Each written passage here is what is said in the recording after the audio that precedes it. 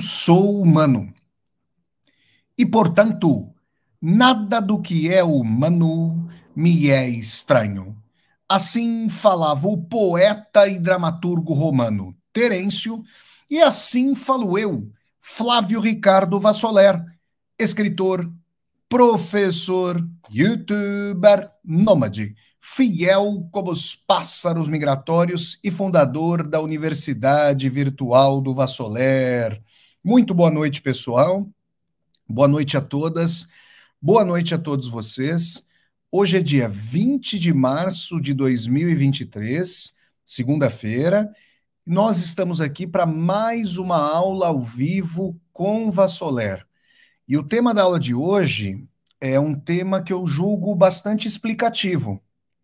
Afinal, o presidente da Rússia, Vladimir Vladimirovich Putin, né, é de esquerda ou de direita? Nossa, gente, vocês não fazem ideia. Faz um ano que está acontecendo esse horror de guerra entre os Estados Unidos, barra OTAN, e a Rússia na Ucrânia. E as pessoas aqui no meu canal do YouTube fazem as colocações, gente, as mais díspares. Putin é um reacionário, é de extrema direita. Putin é um revolucionário, Putin é um estadista, Putin é um nacionalista, Putin é isso, Putin é aquilo. Ou agiografias, ou demonizações. Ou à esquerda ou à direita. E eu pensei, então, depois de perceber isso aí, eu pensei em fazer essa live para mostrar a vocês o espectro nebuloso em termos de política externa e interna, tá?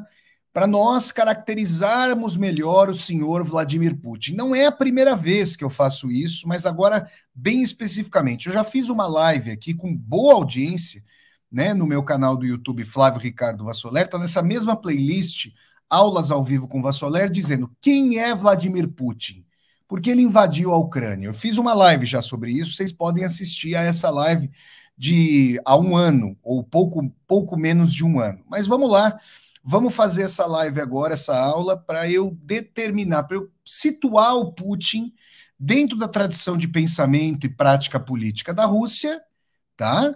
E aí a gente consegue entender essa ambiguidade. Porque se por um lado, no sentido da contraposição em termos de política externa ao imperialismo dos Estados Unidos, a gente consegue entender certa simpatia que progressistas, ou ditos progressistas, né, da América Latina têm pelo Vladimir Putin, por outro lado, em termos de política interna, especificamente, meu Deus, um reacionário de larga monta, e a gente vai, não é nem direitista, é um reacionário, e a gente vai falar sobre isso na live de hoje. Antes, eu quero pedir a todas e a todos vocês que, por favor, deem um like no vídeo, curtam esse vídeo, disseminem esse vídeo pelas redes sociais, para que nós possamos dialogar com cada vez mais e mais pessoas. Eu peço aqui a gentileza de vocês e do pessoal da TV 247 que estiver assistindo a retransmissão desse vídeo, porque gentilmente meu amigo Leonardo Atushi retransmite o vídeo, e a Daiane Santos também, querida, eles retransmitem o vídeo. Eu peço que vocês se inscrevam aqui no meu canal, venham até o meu canal do YouTube Flávio Ricardo Vassoler, se inscrevam e toquem a sinetinha para vocês poderem receber as notificações. Aqui embaixo desse vídeo vocês têm duas teclas. A tecla Seja Membro, vocês podem se tornar membros humanistas do canal. Tem a tecla Valeu para fazer uma contribuição financeira.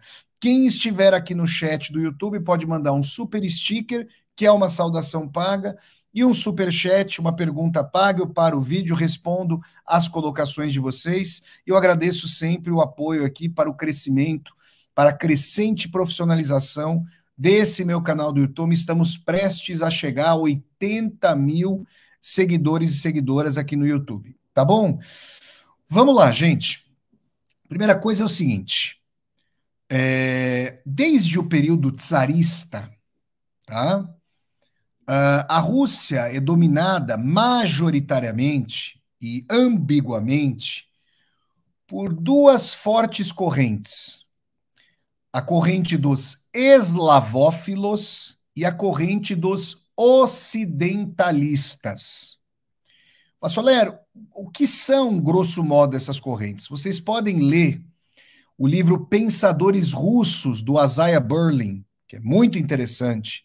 Vocês podem ler o livro do Franco Venturi, salvo engano, Franco Venturi, Roots of Revolution, Raízes da Revolução. Vocês podem ler os 5 volumes da biografia que o crítico literário norte-americano estadunidense Joseph Frank escreveu do Dostoiévski, porque ali vocês vão encontrar uma grande configuração ideológica de eslavofilia e ocidentalistas. Mas a questão é a seguinte: a Rússia repele, se forma como, digamos, nação cristã, repelindo a invasão tártaro-mongol. Então faz parte da identidade da Rússia, na sua constituição, o ser dominada por um povo estrangeiro, o domínio secular dos tártaro-mongóis, e a sua formação autóctone, a partir da Rus Kievana, que depois vai chegar a Moscóvia, a Rus Moscovita, uma fusão entre, digamos, Estado-nação, Estado absolutista e casa eclesiástica, igreja ortodoxa. E a Rússia, então, vai se configurar, gente, num sentido de criar suas próprias tradições e, ao mesmo tempo, repelir invasões estrangeiras, primeiramente dos tártaro-mongóis, depois de impérios ocidentais, mas, ao mesmo tempo, e a expansão do Império Czarista é uma das mais vertiginosas da história. O Império Czarista, ano a ano, vai ganhando vários quilômetros quadrados por meio de guerras, expandir infinitamente. Gente, a Rússia sozinha tem 1/6 do território do mundo. É uma coisa impressionante. Imaginem com a União Soviética, com as 15 repúblicas, salvo engano, da União Soviética. Então, uma expansão infinda rumo a leste. Se a Rússia não foi um império ultramarino, como Portugal, Espanha, Holanda, Inglaterra, Bélgica, França, né? A Rússia teve a sua expansão pelo tsarismo em termos terrestres. E a Rússia também amealhou territórios ali junto ao Cáucaso em guerras encarniçadas contra o Império Otomano. Guerras que tinham um sentido político, territorial, religioso, uma vez que se contrapunha o cristianismo ortodoxo ao Islã do Império Otomano. Tá? Se vocês pensarem ali na região do Cáucaso, do sul da Rússia, a Rússia faz parte da Liga das Nações Muçulmanas. Eu estive, por exemplo, em Kazan, que é a capital da República do Tartaristão, uma cidade linda ali na Rússia, e você tem no Kremlin, na fortaleza medieval ali de Kazan, uma igreja ortodoxa cristã erigida por Ivan o Terrível, e ao mesmo tempo você tem uma mesquita por lá. A maioria da população de Kazan é muçulmana. Estão percebendo? Então, eu quero dizer para vocês o seguinte: se vocês pensarem ali na Chechenia, no Daguestão, são populações ali de maioria muçulmana na Rússia. Então, o que eu quero dizer para vocês? A Rússia, ela se configura numa relação de tentar se olhar para as próprias tradições e sentir medo, inveja, ressentimento em relação ao Ocidente, e ao mesmo tempo um ímpeto de não se apequenar e de trazer a sua própria voz para o mundo. Esse messianismo da Rússia é muito forte, é muito visível na grande literatura russa de um Tolstói, de um Dostoiévski, tá? Desses dois maiores representantes da literatura russa e universal. A Russkaya Dusha, a alma russa, tem essa configuração. Gente, os russos repeliram suecos, repeliram poloneses, repeliram franceses, repeliram os nazistas. Então, essas dimensões são muito fortes para a gente compreender a Rússia.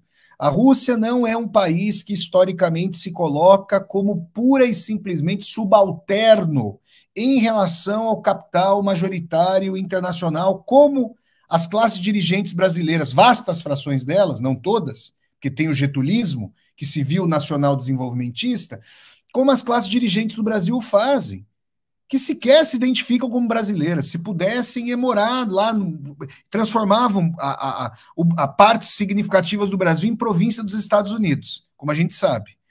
Eu estou fazendo essa introdução para vocês porque quando a gente pensa em eslavofilia e ocidentalismo, a gente, por exemplo, vai até o século XVIII com o czar Pedro o Grande, entende que a coação para a nobreza russa mudar a capital de Moscou até a cidade que seria erigida por sobre um pântano, São Petersburgo, não à toa com esse nome, e abrir São Petersburgo como a Veneza eslava, a janela aberta para a Europa, é uma dimensão do Pedro de, ao mesmo tempo, tornar a Rússia mais ocidentalizada, fazer com que a Rússia se abrisse para novas ideias, se arejasse, modernizar digamos, a sua burocracia de Estado e, sobretudo, modernizar suas forças armadas para que a Rússia não fosse conquistada por impérios ocidentais e retalhada territorialmente. Então, essa relação entre ocidentalistas e eslavófilos configura a história do pensamento russo em enorme medida, de modo que a gente não pode falar da Rússia só de forma autóctone, mas também não pode derivar a Rússia apenas e tão somente das pressões externas. Existe aí uma verdadeira dialética. Eu estou fazendo esse preâmbulo, que vai ser importante para compreender as posições políticas do Putin. Por quê? Porque quando a gente vê a União Soviética, por exemplo, que se forma após a vitória dos bolcheviques, capitaneados pelo Trotsky, que é o fundador do Exército Vermelho, depois justamente da sangrenta e longa guerra civil que se seguiu à Revolução de Outubro de 17, quando se forma a União Soviética, né, os bolcheviques contavam, Lenin contava com o fato de que a língua da internacional era o alemão, gente. Contava que a revolução aconteceria na Alemanha como aconteceu e foi abortada.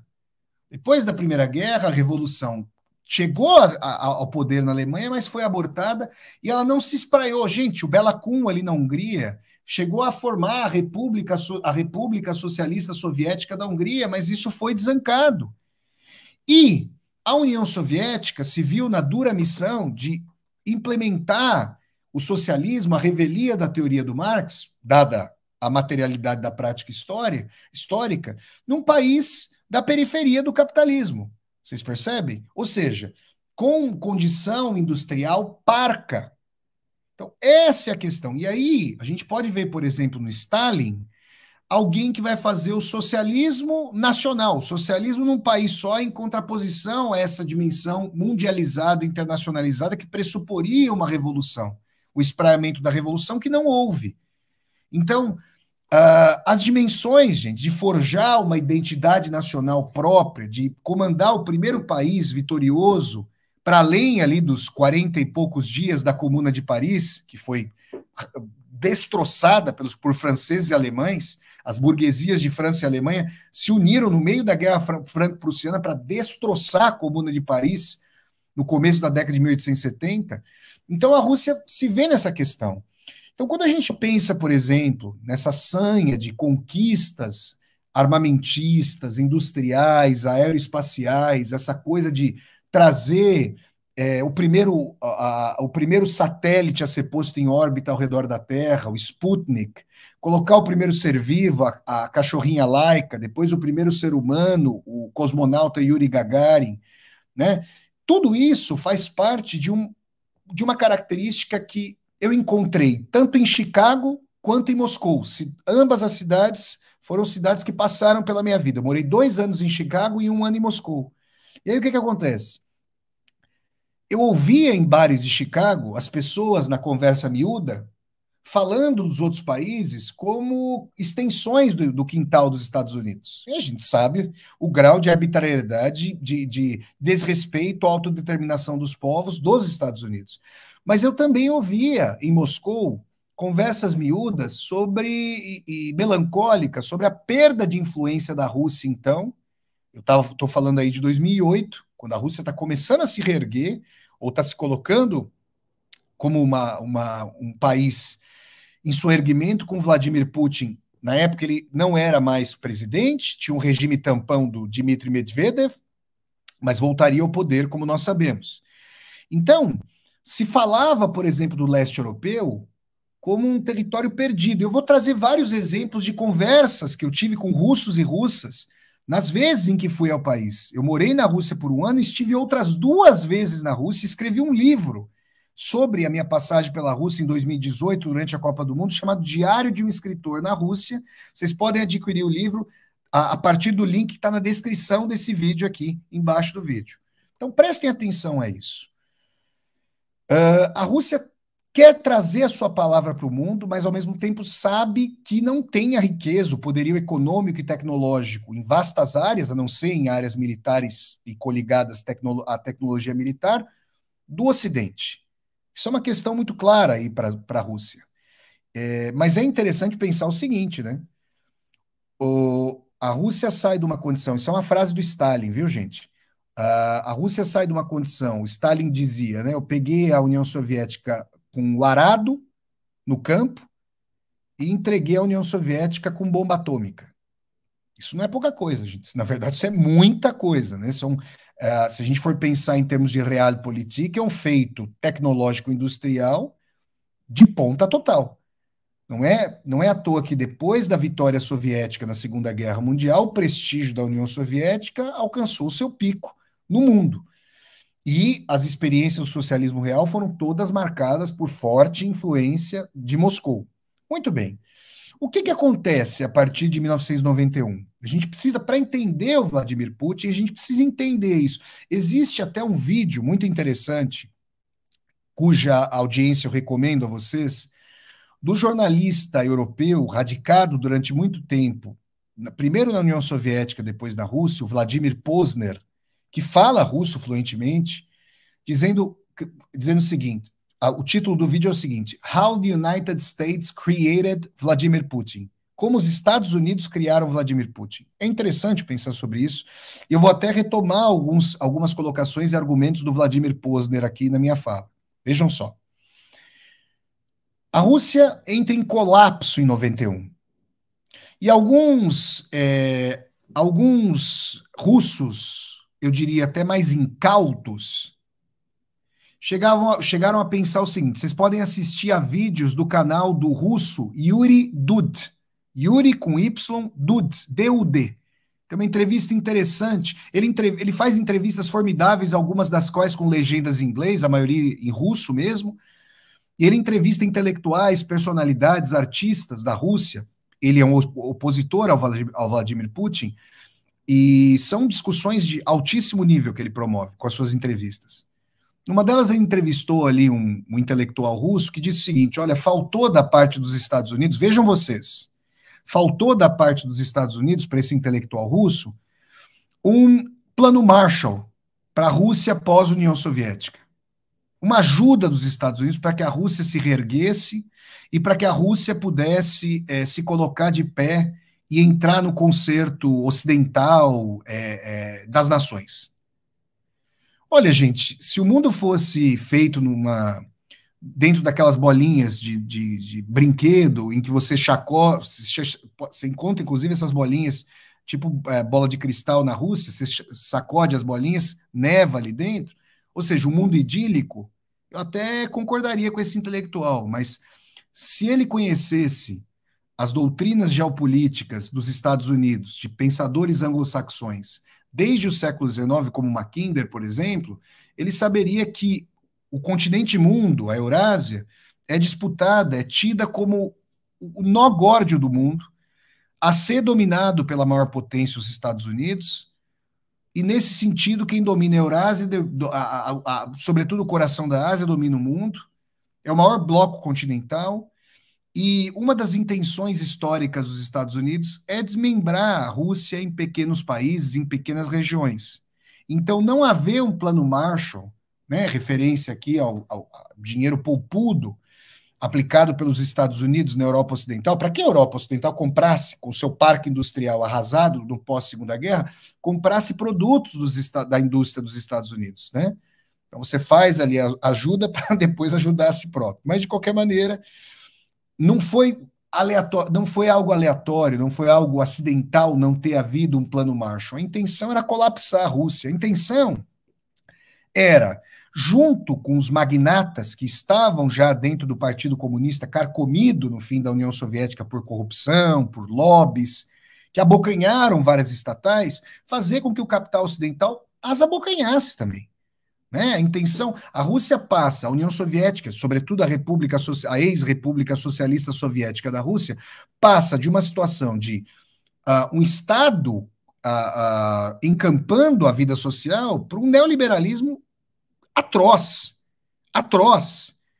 Pessoas não tinham o que comer, não havia produtos.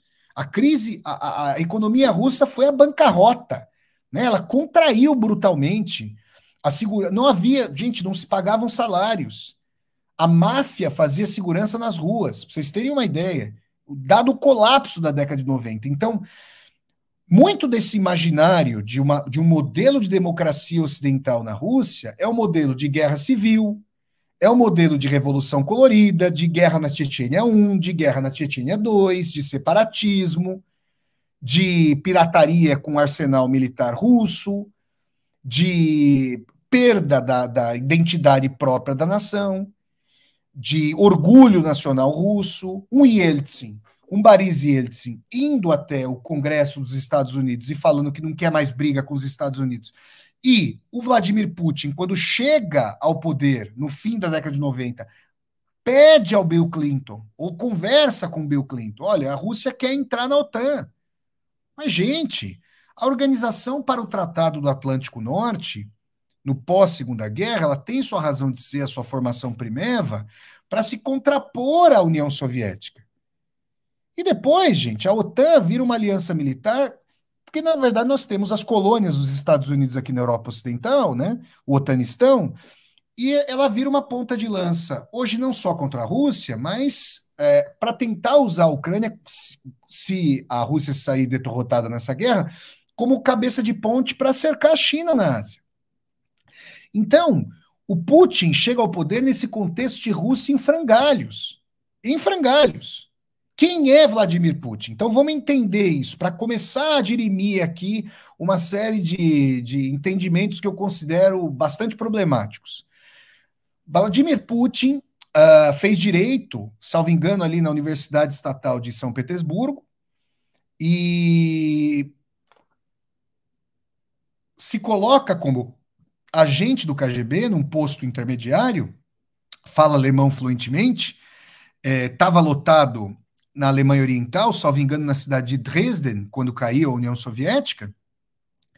E as pessoas dizem o seguinte: olha, o Putin não pode deixar de ser de esquerda porque ele fazia parte do KGB soviético. Gente, existem bilionários no Partido Comunista Chinês. Eles são de esquerda? No fim da União Soviética, havia também milionários, fortunas poupudas no Partido Comunista Soviético. Só havia um centro de poder. Alguém ambicioso, sequioso por poder como Vladimir Putin, viu no KGB um Estado dentro do Estado que de fato era. Então, eu quero que vocês entendam para além de determinadas nomenclaturas. E aí eu quero dizer o seguinte: existem momentos importantes de falas do Vladimir Putin já no poder, e a gente precisa pegar isso e levar muito em consideração. O Putin, em 2005, faz uma colocação dizendo que a maior tragédia geopolítica do século XX foi o fim da União Soviética. E aí as interpretações são múltiplas. Será que Vladimir Putin, com as suas, por exemplo, influenciado por um eurasianismo de Alexander Dugin, sobre quem eu já fiz uma live, já analisei o pensamento de Alexander Dugin, vocês podem assistir a essa live aqui no meu canal do YouTube, faz parte da playlist Aulas ao Vivo com Vassoler. Será que Piotr Ilyin, que é um filósofo banido da União Soviética pelos bolcheviques, que desprezava a democracia, que achava que, na verdade, o povo teria que pura e simplesmente referendar o soberano, aliás, é bem próprio das práticas não eleitorais ali da Rússia, ou com eleições completamente questionáveis dentro da Rússia, né? O que eu quero dizer aqui para vocês é o seguinte: o Putin chega ao poder naquele momento de frangalhos e dizer que a quebra da União Soviética é uma tragédia geopolítica implica algo que eu fui entender conversando com russos e russas. Muitos russos, eu quero dizer que eu tive essa conversa em frente ao bunker do Stalin na cidade de Samara, tá? Que, salvo engano, se chamava Kuibyshev, na época da União Soviética, uma cidade à beira do rio Volga, onde eu estive. O Stalin não chegou aí para aquele bunker. A filha dele, a Svetlana, sim. E eu conversei com russos ali, eles me disseram o seguinte: nós não temos saudade alguma da economia soviética. O que nós lamentamos é que o país perdeu território, é que o país perdeu sua influência no leste europeu. Vocês estão ouvindo isso? Foi ali que eu percebi que você poderia falar de um socialismo de direita. Entendam esse amálgama dialético que eu estou fazendo e por isso contraditório. Você pode usar os símbolos soviéticos, e é isso que o Putin vem fazendo, reabilitando a figura do Stalin, por exemplo. Faz um mês e meio, eu fiz uma live aqui falando que o Putin foi a Volgogrado, antiga Stalingrado, e os funcionários ali da cidade rebatizaram a cidade de Stalingrado, e o Putin inaugurou, perto de um mausoléu às vítimas do criminoso regime stalinista, um busto do Stalin.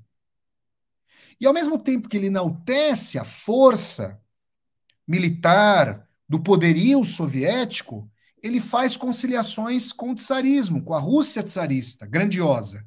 Então, por exemplo, é no pós-União Soviética, obviamente, que se constrói na casa do comerciante Ipatiev, onde a família Romanov foi fuzilada pelos bolcheviques, a Igreja do Sangue Derramado.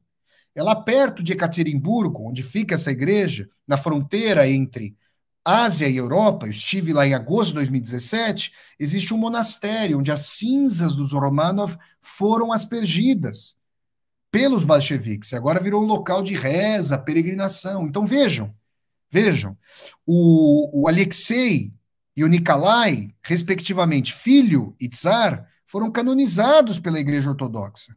Então nós temos aqui um resgate de símbolos imperiais da Rússia, de poderio russo, de colocação da Rússia como grande global player, como grande nação, nação nuclear, sem o equivalente da igualdade, da liberdade, da fraternidade, digamos assim, dos moldes do socialismo, com justiça social. A Rússia é um país francamente oligárquico, como os Estados Unidos. Tem um capitalismo oligárquico altamente problemático no sentido da separação dos poderes, francamente autoritário. Então, é importante que nós coloquemos isso para que nós entendamos que utilizar símbolos soviéticos não significa, de maneira nenhuma, na Rússia putinista, trazer justiça social. Um país que faz com que as pessoas tenham que ter seguro de saúde para serem atendidas em hospitais é um país esquerdófilo? Isso parece, inclusive, os Estados Unidos, onde não há SUS. Vocês estão percebendo, gente? Vocês estão tendo a dimensão disso? Então, eu quero dizer isso para vocês, para que nós continuemos o assunto. O Putin fala isso. Então, se pode especular, tem ambições territoriais? Por exemplo, é possível, em alguma medida, vocês veem a aliança entre o Lukashenko, que é o ditador da Bielorrússia, e o senhor Vladimir Putin, é possível que a Bielorrússia seja reincorporada à Rússia. É possível que isso aconteça. Vocês estão percebendo? Então, essa zona de influência, ela faz parte da dimensão do que o Putin colocou em 2007 num discurso ao qual estava presente a Angela Merkel, então chanceler da Alemanha. O Putin, numa conferência em Munique, capital da Bavária, linda cidade, capital da Bavária, ao sul da Alemanha, estive lá com as viagens de Vassoler, o Putin diz o seguinte, vejam só, acabou a ordem unipolar. Os Estados Unidos não vão fazer mais o que querem do mundo. Estão ouvindo isso? Isso é o prenúncio da Geórgia em 2008, da guerra na Geórgia e da guerra na Ucrânia. Isso é o prenúncio. O que, na verdade, eu entendo que o Putin gostaria que acontecesse num mundo de enxadrismo ideal. Assim como os Estados Unidos não querem bases nucleares no Canadá, de países rivais, de potências rivais, no Canadá, no México, em Cuba, na América Central e na América Latina, o Putin quer tamponar a Europa do Leste, quer fazer com que a expansão da OTAN retroaja. Porque o James Baker, secretário de Estado à época do colapso da União Soviética, prometera ao Mikhail Gorbachev que não haveria expansão da OTAN. Aliás, muitos intelectuais, o próprio Henry Kissinger, foi secretário de Estado, direitista contumaz, disse que a OTAN não deveria se expandir, que a OTAN não deveria querer nada na Ucrânia. Mas o Bill Clinton não quis nem saber e foi cooptando os países aí da Europa Ocidental e os foi colocando no bolso da OTAN. E aí, gente, é importante entender o seguinte, eu já falei isso aqui muitas vezes no meu canal do YouTube, tá? Os países da Europa do Leste, eu conheço todos praticamente, então os países bálticos, Letônia, Lituânia e Estônia, que faziam parte da União Soviética, tá? A República Tcheca, a Polônia, a Hungria, a Bulgária, a Romênia, todos fazem parte hoje da OTAN. E se ressentem, porque veem socialismo, vejam, socialismo como equivalente à ocupação estrangeira do seu território. Em novembro, eu estive na República Tcheca, em Praga, e eu conversei com um policial que estava na Praça Venceslau, ali no centro de Praga. E ele ele dizia que o Vladimir Putin era comunista. Comunista nesse sentido que eu estou explicando a vocês. Eu falei, não, ele é uma figura da direita. E comecei a elencar o que eu vou fazer já estou fazendo, os elementos reacionários da sua visão de mundo. Ele falou, meu amigo, é o seguinte, você quer falar da sua cartilha, você quer falar... O meu país foi ocupado durante meio século por forças estrangeiras. Isso é socialismo para nós.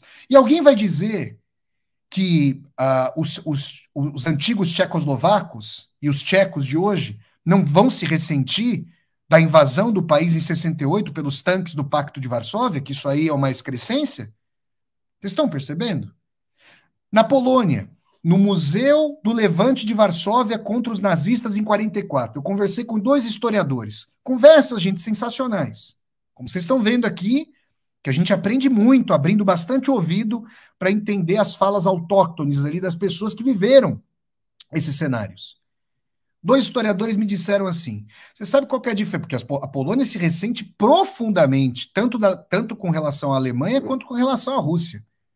Alemanha e União Soviética retalharam a Polônia no início da Segunda Guerra Mundial. Não foi só pacto de não agressão, não. A União Soviética abocanhou os países bálticos, abocanhou parte da Finlândia e abocanhou. A Polônia deixou de existir no começo da Segunda Guerra Mundial.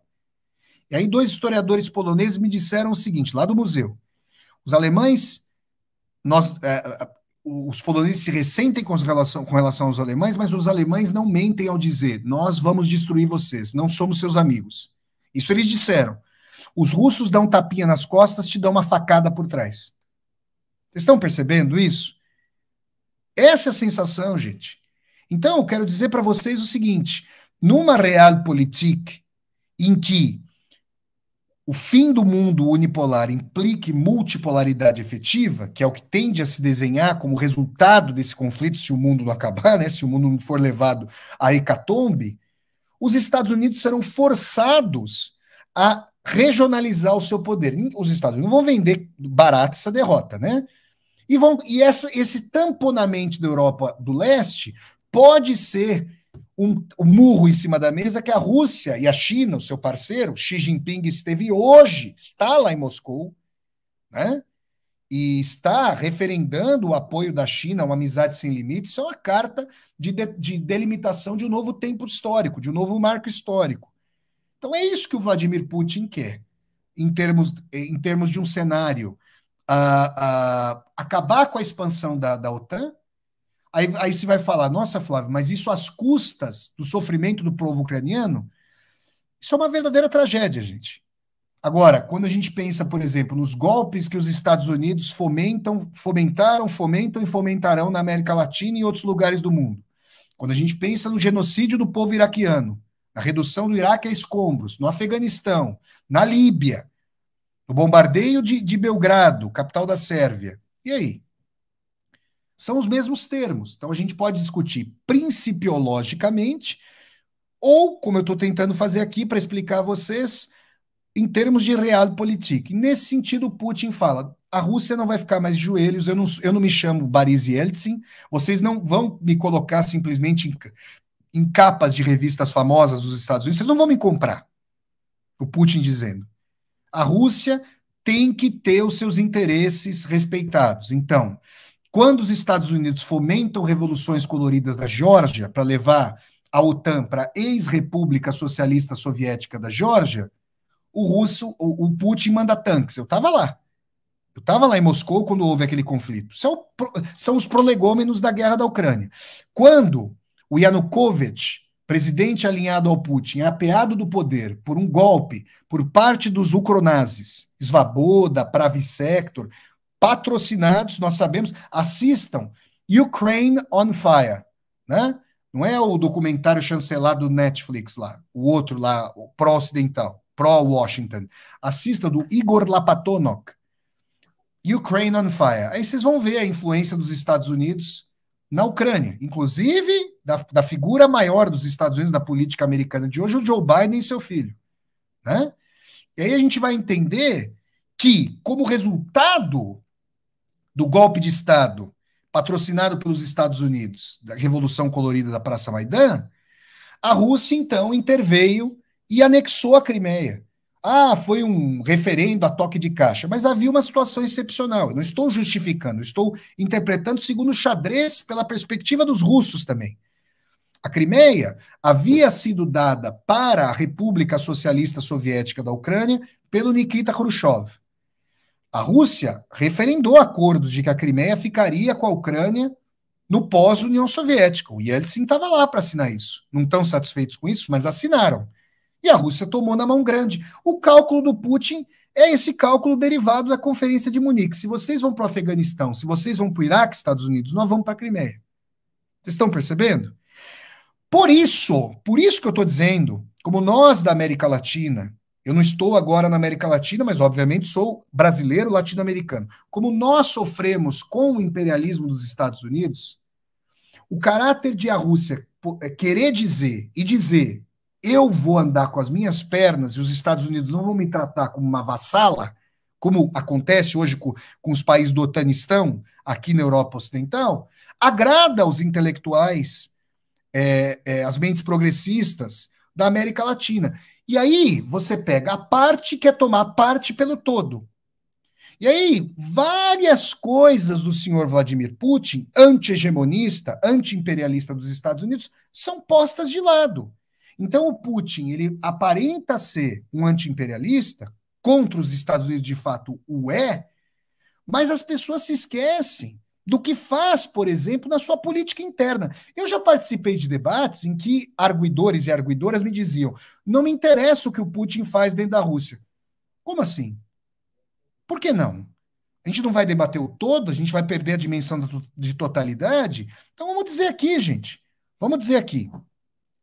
O que é a união do Estado russo com a Igreja Ortodoxa? O que é isso? Isso é de esquerda? Não. Isso não é nem de direita, isso é reacionário. Putin, como engenheiro social, exímio, diga-se de passagem, ele e o Siloviki, os seus grupos, o grupo ali dos poderosos que o cercam, pessoas de confiança do Putin desde Petersburgo de longa data, entenderam que o povo russo vive nesse amálgama de ideias. A grande Rússia, a Rússia pan-eslavista, o socialismo, a visão messiânica da Rússia, trazendo uma nova palavra, o primeiro país na corrida armamentista, aeroespacial e assim por diante.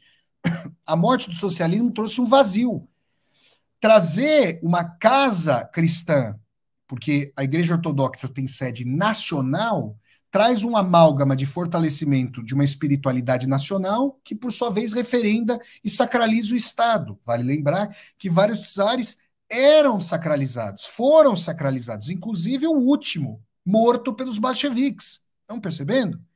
Então o Putin aparece na cerimônia da Epifania, entrando, acontece em janeiro, salvo engano, da Igreja Ortodoxa, entrando em lago congelado, com o torso nu, a figura ali do paizinho, do pai tsar, que aparece para a população, que conversa com as pessoas, que faz vídeos dando esporro ali em seus subordinados, mostrando a sua característica autoritária de liderança personalista, carismática, líder forte, a quem a Rússia não se que faz com que a Rússia não se curve ao Ocidente, ou seja, características de culto à personalidade bem tradicionais na história russa, tá, gente?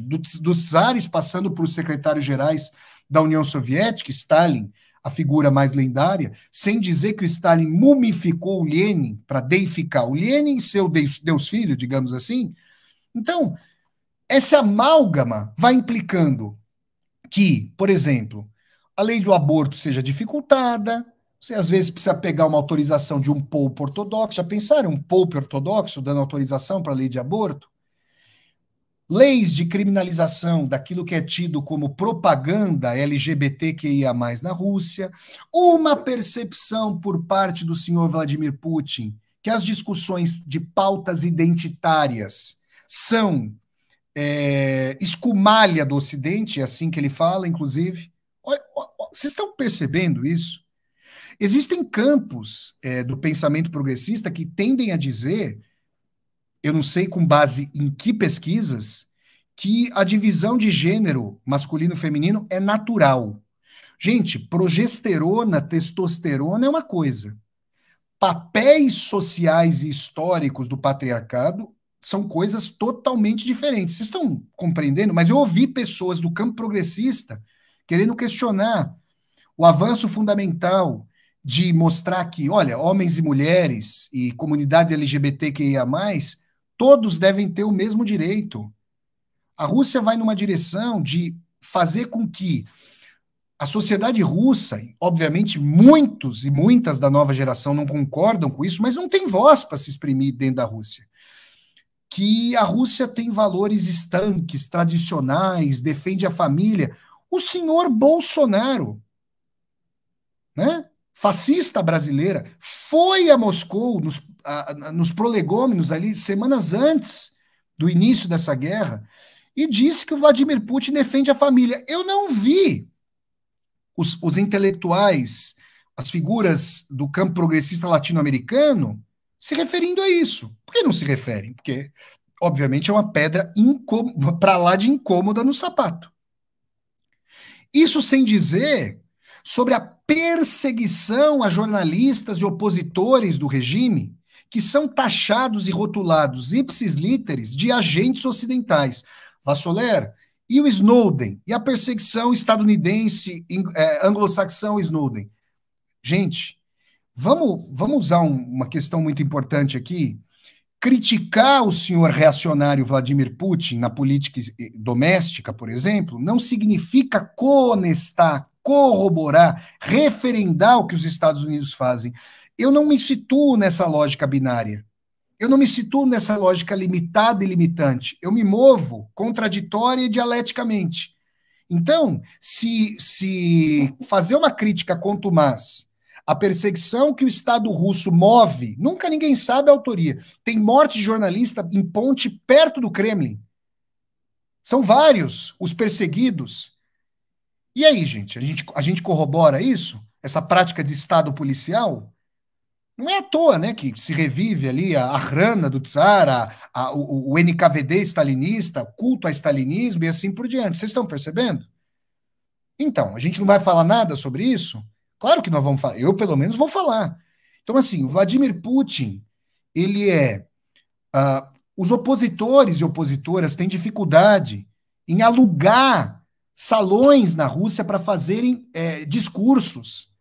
Vladimir Putin despreza a democracia eleitoral. Ah, Vassoler, mas a eleição, a figura da democracia eleitoral liberal, ela precisa ser questionada, porque não há democracia nos Estados Unidos, há uma plutocracia, porque o elemento eleitoral ele faz com que haja uma seleção entre dois partidos chancelados nos Estados Unidos, republicanos e democratas, que são duas portas giratórias da direita e da extrema-direita. É tudo verdade. Mas o que vocês preferem? O modelo russo? Eu não vejo característica emancipatória no modelo russo e no modelo estadunidense. Vocês estão percebendo? Então, é disso que se trata. Se a gente for colocar que o Putin é anti-atlanticista, anti-globalista, ele é anti-imperialista estadunidense, porque ele está tratando dos interesses próprios da Rússia, como capitalismo desenvolvimentista, mas oligárquico, com bastante desigualdade social, sem universidades públicas, sem sistema público de saúde. Estão percebendo isso? É isso que a gente quer? É esse modelo de sociedade que a gente quer? Vamos olhar o todo. Então, o Putin, ele não é, em termos de política interna, de direita. Ele é reacionário. Qual a diferença, Vassoler, entre um direitista e um reacionário? Olha, eu vou chegar a uma definição citando uma conversa que eu menciono no meu livro Diário de um Escritor na Rússia. Repito, o link para vocês adquirirem o meu livro está na descrição desse vídeo aqui no meu canal do YouTube. Que é o seguinte, eu conversei com a diretora do Museu Casa Dostoiévski, que foi aluna de Mikhail Bakhtin, grande teórico, grande filósofo da linguagem, teórico da literatura, autor de um livro fundamental da fortuna crítica de Dostoiévski, Problemas da Poética de Dostoiévski. Eu estudei a fundo para escrever a minha tese de doutorado sobre Dostoiévski. A Galina Panamariova, conversando comigo, disse o seguinte: nós, russos, vejam vocês, achamos que a tripartição de poderes é algo muito abstrato. Nós queremos ver a face, o corpo do governante, coisa que o Putin não se furta a fazer, como eu mostrei a vocês. O Putin prepara o retorno dinástico na Rússia. Aliás, eu não tenho a menor dúvida de que, a menos que a camarilha putinista seja destroçada porque perca a guerra, num cenário hipotético que eu lanço, se acontece algo com Putin, o sucessor vem da sua camarilha. Não tenhamos a menor dúvida. Estão percebendo, gente? Então, o que eu quero dizer para vocês é o seguinte: o Putin, se a gente analisar que ele defende os interesses nacionais da Rússia, dentro de um capitalismo amplamente produtor de desigualdades, tá? Como a gente pode ver, por exemplo, nos Estados Unidos e na própria Rússia. Se a gente considerar, mas aí vocês vão falar, Vassoler, mas a renda média do russo cresceu bastante com o Putin, é verdade, e isso é fator, além do fortalecimento da identidade nacional russa, forte novamente, isso é fator fundamental da sua popularidade. Agora, se a gente sai de Moscou e Moscou é a vitrine do regime. Se a gente sai de Moscou e São Petersburgo, as desigualdades regionais da Rússia são tão ou mais abissais do que as desigualdades regionais do Brasil. Tá, gente? Você sai de Moscou e São Petersburgo, tem cidades caindo aos pedaços, fantasmas, cidades fantasma no meio da Sibéria. Tá bom?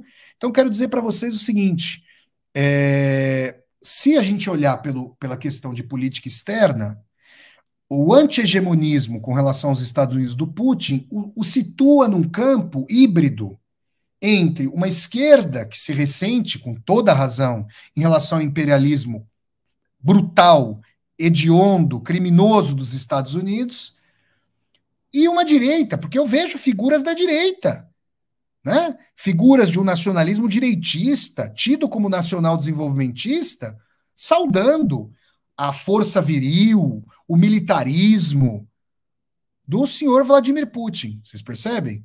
Por outro lado, quando a gente analisa essas características de um amálgama que eu estou fazendo, de um socialista direitista, por quê?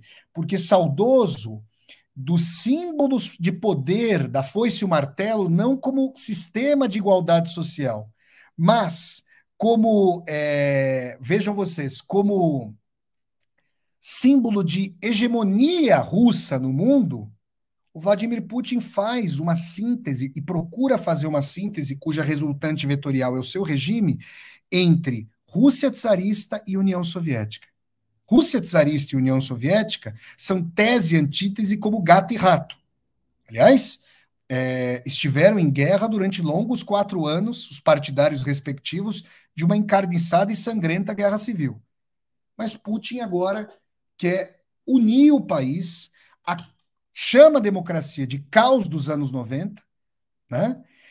E aí, gente, se a gente for ver o Andrei Zvyagintsev e os filmes, sobretudo Leviatã, a gente percebe que isso vai dar nas províncias, nessa dimensão de que você vota no presidente, todo o seu corpus político assume o poder das regiões, ou seja, você vai cristalizando figurações de poder nas variadas regiões russas, e de fato, e agora no estado de guerra em que os Estados Unidos clamorosamente fazem a Terceira Guerra Mundial com sanções, com estímulo a secessionismo, e a Rússia vem entrando em estado de exceção, em estado de emergência para evitar revoluções coloridas. Isso, ao mesmo tempo que gera um alarme na população, faz com que o regime do Putin feche cada vez mais o ferrolho. Existem russos e russas, sobretudo da nova geração, que viveram tempos distintos dos tempos soviéticos e que viveram uma situação de mais benesses materiais, inclusive em diálogo com o Ocidente, que não é que querem o modelo estadunidense. Gostariam, talvez, de uma social-democracia, mas não gostariam desse modo de regime russo que, autoritariamente, como acontecia na época da União Soviética, taxa qualquer tipo de oposição interna de antipatriota e de agente ocidental. Gente, isso é limitar o pensamento, isso é aparelhar policialmente o Estado, vocês percebem? Agora, no meio de uma guerra, está justificado esse tipo de ação. Então, gente, vocês veem o seguinte, as pessoas querem justificar de qualquer maneira. Vejam, eu já ouvi aqui no meu canal colocações que eu julgo, que eu reputo, eu respeito, mas reputo acríticas, no seguinte sentido: se a Rússia não tiver esse regime, ela é desmantelada pelos Estados Unidos ou pelo imperialismo estadunidense. Olha, gente, que se fale isso da ilha de Cuba, um país ali frágil, a 90 milhas dos Estados Unidos, sem armamentos nucleares, é uma coisa. Que se fale isso de um colosso nuclear como a Rússia, a história é outra. Vocês percebem? A gente acaba fazendo jogo, a gente não gosta, ou pelo menos eu não gosto, de propaganda de Washington, mas as pessoas começam a perder a dimensão de que fazem propaganda de Moscou também, fazem propaganda do Kremlin, acriticamente. Uma cultura, ela não se forja, a tradição autoritária, autocrática da Rússia, ela não se forja só, apenas e tão somente, na contraposição a forças externas, ela também se forja assim.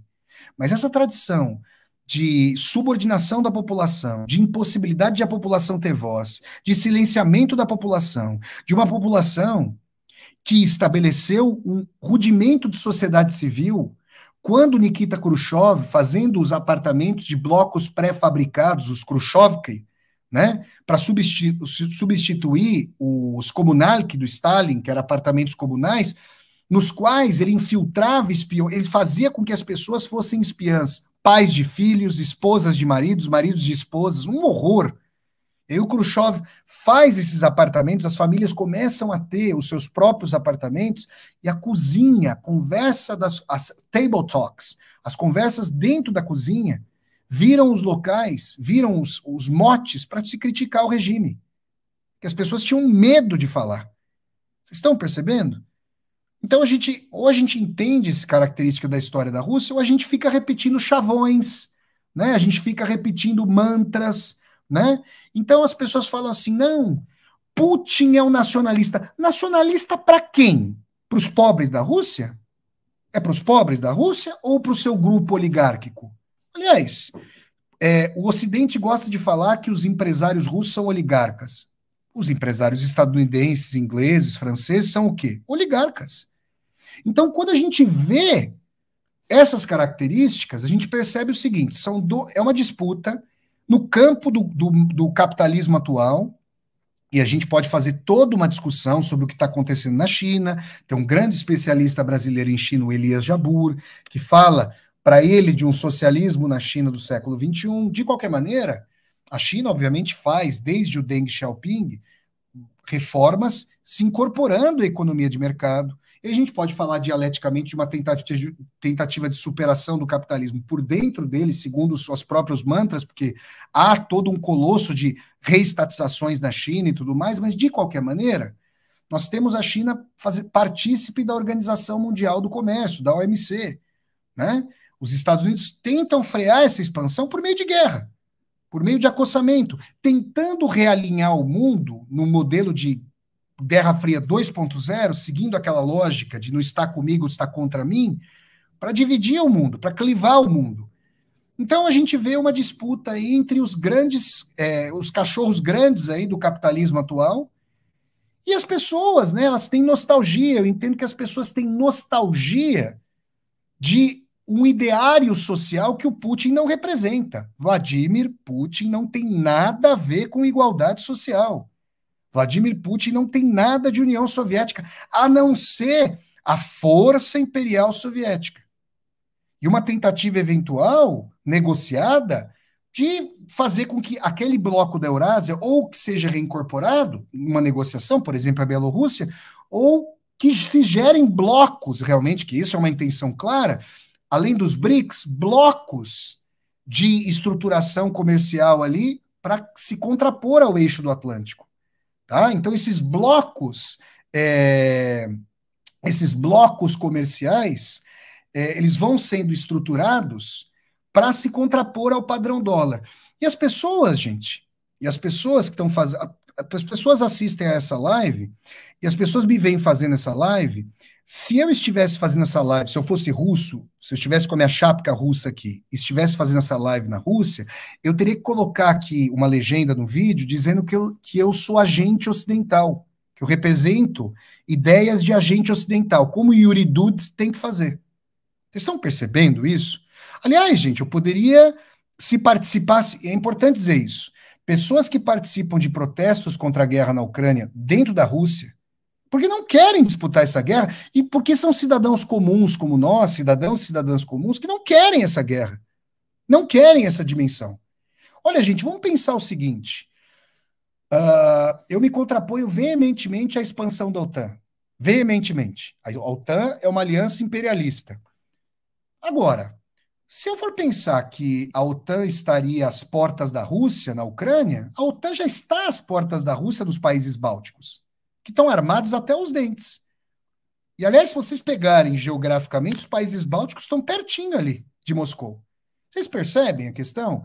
É dizer que se ultrapassou uma linha vermelha e usar a lógica da realpolitik que é própria aos Estados Unidos. Quem que sofre com isso? O povo ucraniano, como sofreu o povo iraquiano. Mas a questão é que as pessoas que vão para os protestos antes tomavam multas pesadíssimas. Inclusive, se colocassem fitas brancas nos seus carros, eram multadas pelo Estado policialesco, cada vez mais policialesco na Rússia, com poupudas somas que ultrapassavam seus ganhos anuais. Vocês estão percebendo? Isso é prática do quê? Da esquerda, não? E tem gente que fala assim, não, as pessoas sempre num viés maniqueísta, eu prefiro isso, aquilo. As pessoas não percebem uma crítica ambidestra. Acho que eu me coloco aqui numa situação, tendo morado nos Estados Unidos e repudiando o regime social dos Estados Unidos, tendo simpatia pelos valores de liberdade de expressão, de pluripartidarismo, de uma relativa liberdade de propriedade, desde que guarnecida com poupudos direitos sociais à la New Deal, à la social-democracia, coisa que não há de maneira nenhuma nos Estados Unidos, né? Tendo simpatia por esses valores que historicamente estão superados pelo capitalismo atual, eu me contraponho a essa dimensão do regime putinista. E aí eu não me identifico com essas partes e tento trazer a vocês uma neblina, uma névoa para a gente configurar a posição política do Putin. Mas, realmente, gente, se as pessoas vão pensar por meio de torcida, que existe, né? Existem as torcidas organizadas. A torcida organizada, eu, por exemplo, sou corintiano. Quando eu vou ver um jogo do Corinthians, é justamente quando eu tenho dificuldade para fazer análise tática, para olhar com mais distanciamento, porque Eu amo o Corinthians. Meu pai, meus dois pais eram corintianos, então eu quero ver o Coringão ganhar. Agora, aqui eu não estou fazendo torcida. Aqui eu estou tentando mostrar o seguinte: tem pessoa que, o Putin está associado à União Soviética. Deixa eu só lembrar vocês o seguinte: o Putin, abre aspas, disse o seguinte: quem não tem saudade da União Soviética não tem coração. Aí as pessoas querem falar, tá vendo? Olha aí, ó, como ele é sovietófilo. Só que as pessoas aí apagam, como pega a borracha, lembra da borracha? Elas apagam a sequência do argumento. Só que quem quer restabelecer a União Soviética, disse o Putin, não tem cérebro. Eu não sei se a oligarquia na Rússia, como a oligarquia nos Estados Unidos, está passando um mau momento, tá? Essa guerra que não fez colapsar a economia russa, uma vez que os investimentos chineses. Vejam, a gente pode imaginar que para a China e para a Índia e para os países, os países asiáticos e do eixo do Pacífico, comprar o gás russo, comprar as fontes energéticas russas, uma vez que a Rússia agora não tem mais o mercado que foi roubado à mão grande pelos Estados Unidos barrotan aqui da Europa Ocidental, é bem vantajoso. A Rússia chegou a aumentar um contingente de quase 50% nas suas importações de commodities da Rússia. Vocês percebem? Então, a China faz uma aliança, uma amizade sem limites, com um país que a pode beneficiar em termos energéticos e de commodities, e ao mesmo tempo tem aí uma barricada enorme nuclear contra uma potencial expansão da OTAN que a China sabe que pode chegar até ela. Vocês percebem? Então, se a gente vai analisar o Vladimir Putin, né, o que eu estou tentando fazer aqui, se a gente vai analisar o Vladimir Putin, eu gostaria que nós o fizéssemos pelo prisma ambidestro.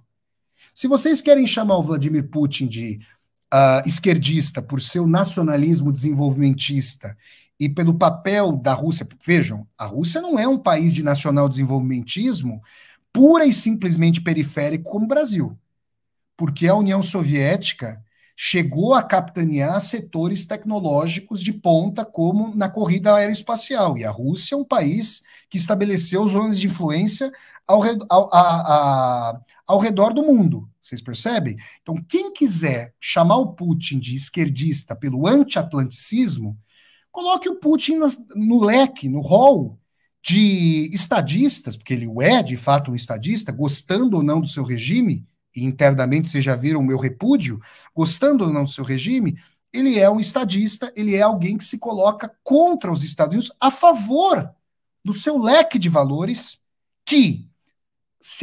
valores que se assentam internamente num amálgama tenso entre tsarismo e símbolos de poderio soviético. Vocês estão percebendo como é difícil a categorização em caixinhas, estanques, e a lógica do torcedor e da torcedora? Como a situação é mais cinzenta, nebulosa, complexa? Que o Putin faça amálgama com a Igreja Ortodoxa, isso é reacionário.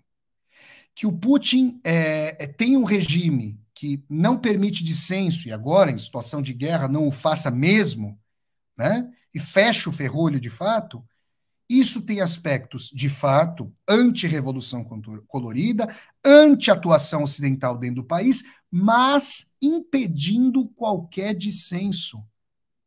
Quando se diz que qualquer dissenso parte de uma atitude antipatriótica, isso é para calar completamente a população e para fazer com que todas as vozes de dentro da Rússia coincidam com o próprio regime. Isso é uma ditadura. Se isso não é uma ditadura encarniçada, não sei o que é ditadura.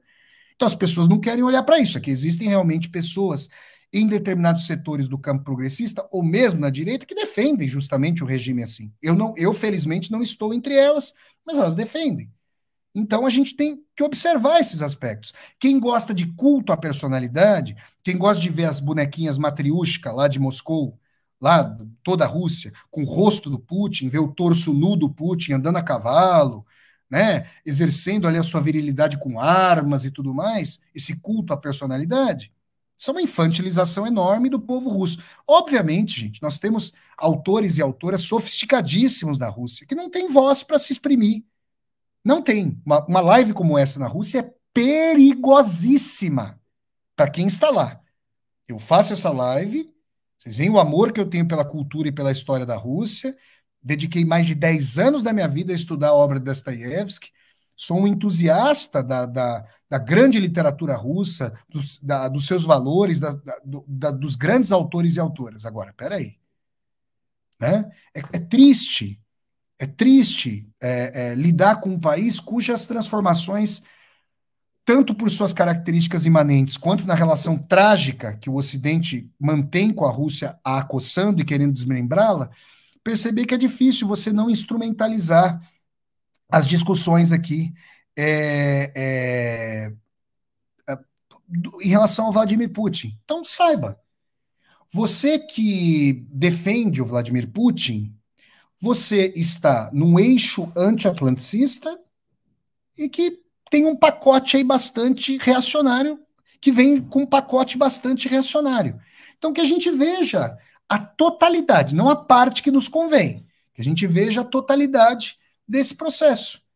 Percebem, não? E eu quero, para terminar essa live aqui de hoje, citar uma menção do Partido Comunista da Rússia, da Federação Russa, quando no início da dita Operação Militar Especial, que o Putin lançou, a guerra na Ucrânia, né, a invasão da Ucrânia, foi o seguinte: olha, nós não coonestamos disso. O Brasil de fato deu essa nota do Partido Comunista da Rússia. Brasil de fato, jornal Brasil de fato, há um ano. Nós não coonestamos a política do senhor Vladimir Putin, porque a luta contra o fascismo ucraniano, contra o fascismo, o fascismo ucraniano, contra os ucronazis, não deve nos fazer esquecer da luta contra os fascistas que estão no poder aqui na Rússia. Assim disse o Partido Comunista Russo. Isso é bem interessante. É para dar nó em pingo d'água. É para desvirar a camisa do torcedor que está analisando esses aspectos. Né? Então, assim, eu espero que com sutilezas, nuances, abrindo caixinhas, trazendo ali as várias tonalidades cinzentas dessa nova política que desafia, né? Você dizer que os valores ocidentais das pautas identitárias são nocivos para a família, nocivos por quê? Gente, isso não é conservador, isso é reacionário, isso é nauseante. Mulheres são mortas. Pessoas homoafetivas são mortas por causa disso. E o camarada está dizendo isso. O que é isso, gente? Então, se as pessoas querem defender esse tipo de pauta que é reacionária, fiquem à vontade. Fiquem à vontade. Eu, felizmente, não defendo esse tipo de pauta. Né? Esse tipo de atitude reacionária. Eu defendo que essas ideias sejam incorporadas a uma crítica estrutural ao capitalismo. Se existem campos das pautas identitárias que aceitam o horizonte do turbocapitalismo neoliberal, certamente não são todos os campos. Vocês estão percebendo? Então tá aí, gente, a aula para vocês, né? Para a gente pensar aqui conjuntamente sobre o direitista, o ultradireitista, o ultra-reacionário Vladimir Putin, na sua política interna, que recebeu, lembremos, elogios de Jair Bolsonaro dizendo que Vladimir Putin é defensor da família. Tem um velho dito, né? Diga-me com quem andas e eu te direi quem és, né? Por um lado. E que, por outro lado, de fato, se coloca contra o imperialismo dos Estados Unidos, né? Utilizando práticas correlatas no sentido de que os Estados Unidos vão lá e invadem o país, a Rússia colocou uma linha vermelha, quer ser respeitada como grande potência, se os Estados Unidos e os seus países vassalos da OTAN não respeitam essas linhas, ela invade um país. Então, uma realpolitik brutal, como a gente está vendo, e o povo, os milhões e milhões de ucranianos espalhados aqui pela Europa Ocidental, e com seus lares destroçados, e infraestrutura civil sangrando, né? Porque vejam, eu fiz uma live no último sábado para discutir a questão do mandado de prisão político expedido contra o Putin. O fato de o Tribunal Penal Internacional de Haia ter atuado politicamente não retira a discussão do mérito da questão. Organizações não governamentais do Brasil entraram com ação junto ao Tribunal Penal Internacional de Haia para denunciar o ex-presidente do Brasil por ação de genocídio contra os povos Yanomamis. Bom, a gente viu no começo desse ano, o horror que estava acontecendo contra esses seres humanos, inocentes. Vocês viram algum tipo de manifestação do Tribunal Penal Internacional de Haia nesse sentido? Por que a celeridade? É uma pergunta retórica, nós sabemos.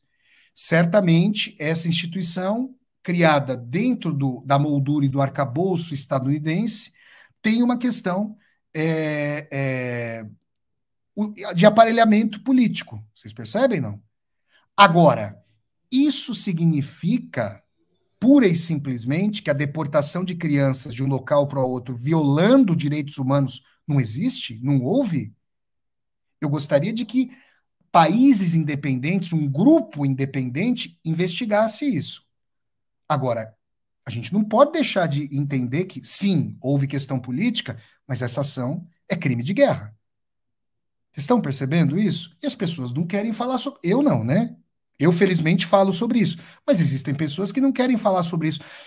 Eu quero terminar essa live dizendo o seguinte: se você é adepto ou adepta de um raciocínio binário, limitado e limitante, que faz assim: olha, se um faz, o outro pode fazer, e sem poder criticar ambos os polos, me parece que o ressentimento é mais contra o imperialista da hora e não contra o próprio imperialismo. Vocês percebem, não? Porque realmente nós da América Latina sofremos tanto com os horrores dos Estados Unidos que às vezes a questão é mais contra o agente imperial da hora e menos contra a lógica imperial. Vocês percebem? É isso então, gente. Eu quero agradecer a todas e a todos vocês aqui pela aula, pelas discussões, pela participação de vocês. Quero voltar a pedir, por favor, que vocês deem um like no vídeo, que vocês curtam esse vídeo, que vocês, por favor, disseminem esse vídeo pelas redes sociais para que nós possamos dialogar com cada vez mais e mais pessoas, tá bom? Peço a vocês, peço que vocês se inscrevam aqui no meu canal do YouTube, toquem a sinetinha para vocês poderem receber as notificações, tá bom? E que mais, gente? Quero dizer a vocês o seguinte: pedir ao pessoal da TV 247 que estiver assistindo a retransmissão desse vídeo, que venha até o canal, que se inscreva aqui no canal, que toque a sinetinha para poder receber as notificações. Eu peço para vocês clicarem aqui na tecla Seja Membro sob o vídeo, para vocês se tornarem membros humanistas do canal, e peço também, por favor, para vocês mandarem contribuições financeiras por meio da tecla Valeu. Tá bom, gente? Então é isso. Um grande abraço a todas e a todos vocês. Até a próxima. Continuaremos aí acompanhando os desdobramentos desse conflito trágico ali no leste aqui da Europa. Um grande abraço para vocês. Tchau.